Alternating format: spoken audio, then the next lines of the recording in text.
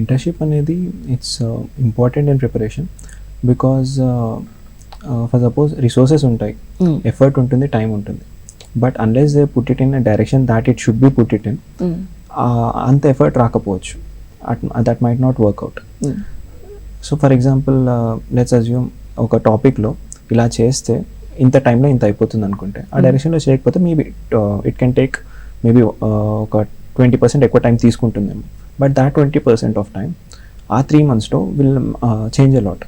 For example ఇప్పుడు నేను 2025లో నేను 1998 IRS IT శ్రీనివాస్ సార్ ఉండే, ఆయన గైడ్ చేశారు answer writing interview preparation.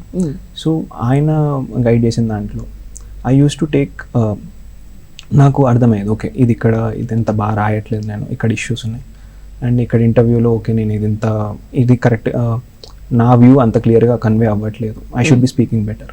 So mentorship I believe is important in preparation.